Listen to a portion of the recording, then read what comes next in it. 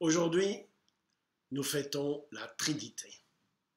Trinité, on entend trois. Trois personnes en Dieu. Compliqué? Mais tu le fais tous les jours. Au nom du Père, et du Fils, et du Saint-Esprit. Voilà les trois personnes. Mais les connaît-on?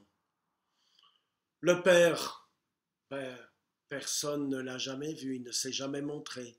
Alors, la plupart du temps, on pense que c'est un vieillard avec une longue barbe assis sur un nuage.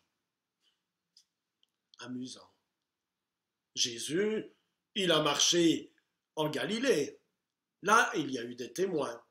On peut le représenter et on peut le voir aujourd'hui sur des peintures, sur des crucifix et aussi au cinéma, dans des films où des acteurs le représentent. Et l'Esprit Saint.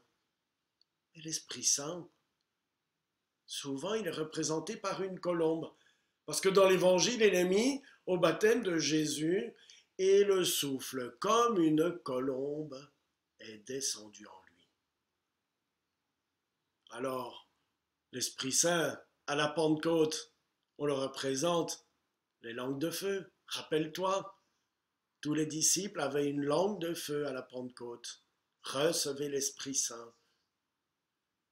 Il est représenté aussi par l'huile. L'huile qu'on met sur le front au baptême ou à la confirmation, c'est le symbole de l'Esprit Saint qui pénètre en toi et qui t'envoie. Trois personnes représentées de manière fort différente, et pourtant, si tu regardes l'icône, celle qu'on dit icône de la Trinité, trois personnes qui se ressemblent étrangement, qui ne sont pas identiques, mais qui sont reliées par ce lien d'amour entre elles. Alors oublions ce qui est compliqué à comprendre pour nous et voyons dans l'icône ce qui rassemble, ce qui unit par ce lien d'amour Jésus avec son Père, avec l'Esprit Saint.